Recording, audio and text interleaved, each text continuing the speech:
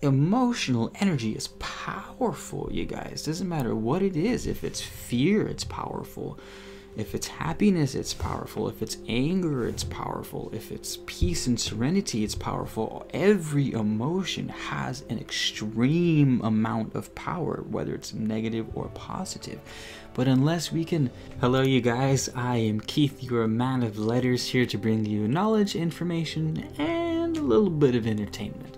For those of you who are new, I would like to thank you for subscribing, or thank you for considering to do so. With that being said, let's get right into it. Logic or emotions? I'm going to start by breaking down both of them. Logic is linear. It's very precise. It's very practical. Emotion has a higher energetic value. We're more prone to do things based off of emotion than off of logic. And the reason why I think spirituality and self-help and self-development says to act off your highest excitement is because excitement has a way of getting shit done.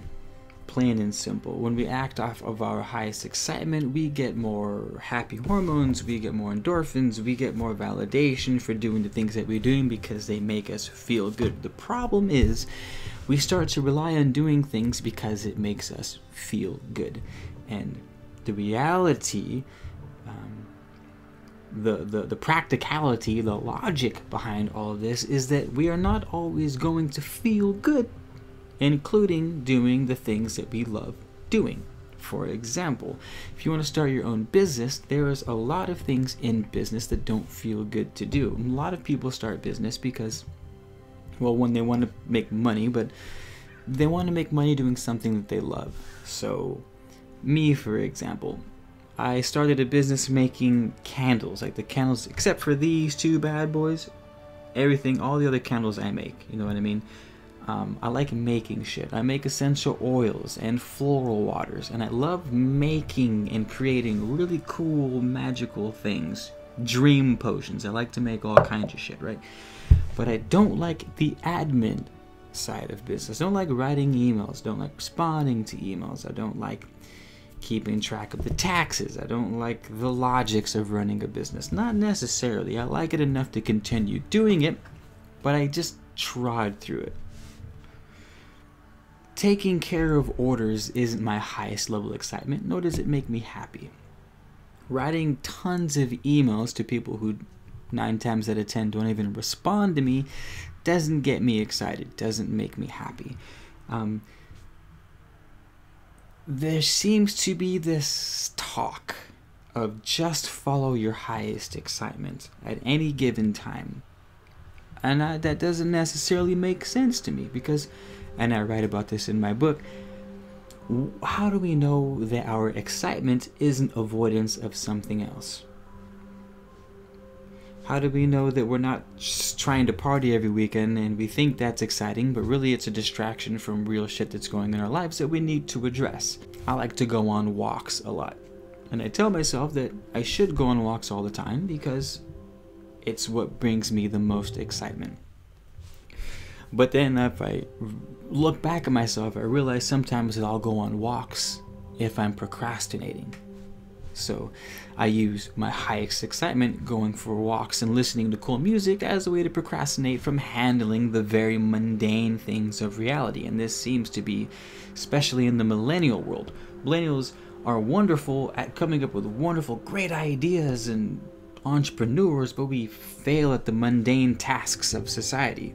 Paying for parking tickets on time, responding to emails, going to the post office. There's still 2 people across the world that I need to send my book to, and I still haven't done that because I have this like block in me that creates this whole story around how much of a pain it is to go to the post office and write letters and package it all nice and then send it off. In reality, it takes 2 seconds, but because it doesn't give me excitement, it gets pushed into this category of, I don't even know, but that's what comes back to the topic of this discussion. Are we going to be driven emotionally, or are we going to be driven logically? Which is better for your success? Passion or being practical? And like most answers that I'll give you that you guys probably don't like too much, both, right? We need both. We need the blend of masculine and feminine. We need logics and emotion. A good example is the elephant and the rider. You use this in psychology a lot. The elephant can be represented as our emotions. They're what powers everything. Elephants can rip up trees. They can pretty much anything in an elephant's way is going to get out of an elephant's way. But unless that elephant is guided, it's useless. So you have the elephant and the rider. The rider represents the logic, represents the guide, the directions.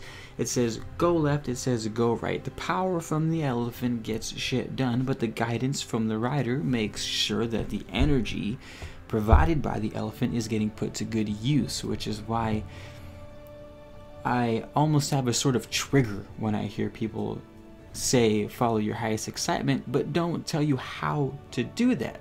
Because emotional energy is powerful, you guys. Doesn't matter what it is. If it's fear, it's powerful.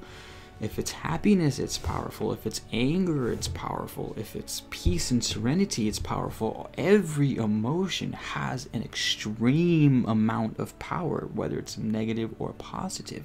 But unless we can reel it in and point it in the right direction, using a logical and practical mind, all the energy from our emotions is going to go to waste. So here's what you got to do. Here's a very practical takeaway for something. Find out what you want to do.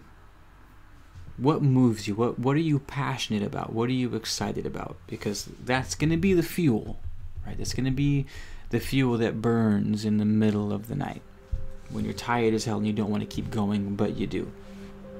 Use that, find that, and then think, okay, how can I harness the energy of my emotions so that all of the energy generated from the emotions is going toward the exact goal that I want it to go towards?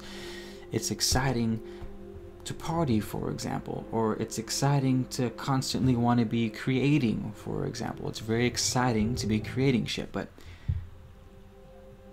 if I'm not getting something out of the creation that I want, what's it for?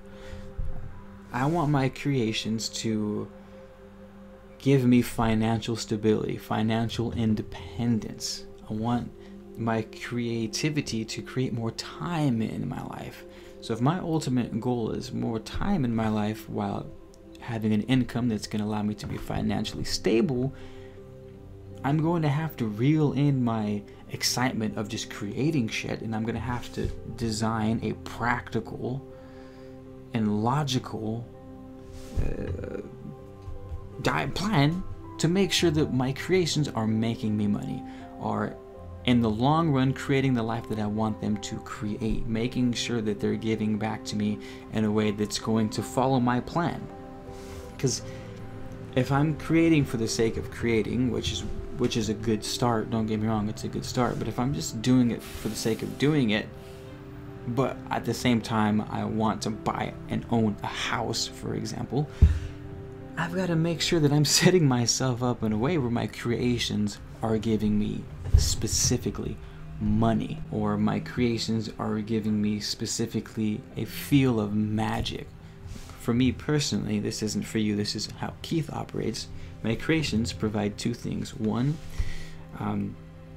they add to my life in sort of a magical way, right? That's why I'm creating dream blends, because I love dreaming and I love working on the subconscious mind while I'm asleep. Candles, I love the glow of candles. I love how candlelight looks during sunrise. I love how when I write with candlelight, I feel like I'm somewhere else. Like, just look at the screen right now. The glow of the candles around me create an atmosphere which caters to my mood, which puts me in a certain mind frame of living life from moment to moment. I've decided that I want my life to feel a certain way, so I cater each and every aspect of my life to feel a certain way. Subtly, but every bit counts, right? So that's why I create shit, to have a to create a certain texture to my life that I really like. So that's part number one of creating. Part number two, how can I use my creations to tackle the next biggest thing in my life? Making money, doing even bigger and greater creations, networking with bigger influencers, so that my reach can go further, so my projects can be bigger, and that means doing the mundane things that aren't very fun, that don't get me excited. Like, to network with other YouTubers, for example, I have to write 100 emails, and of those 100 emails I get 5 responses, and of those 5 responses, maybe one works out to do a collab, or I grow. So I put aside my need for excitement. I put aside my need for everything that I do has to be magical. I put aside my need for everything has to make me feel a certain way, and accept that shit's gonna suck, and still go forward anyways, because I have a logical, practical plan to guide my enthusiasm to make sure that the exact things I want to manifest. And that's it, y'all. So my advice to you guys, have a practical plan of what you want and how you're going to get it, and then let that be the guide for your emotions. Blend the two, logics and emotion. And that's it, you guys. Let me know what you think. If you have a perspective on this, if you feel logic works more for you, if you feel emotion works more for you, if you feel like being practical is limiting, I'm curious to know, and so are the rest of us. Everyone works differently. And so yeah, thanks guys. I'm Keith, you're a man of letters, and I'll see you in the next video.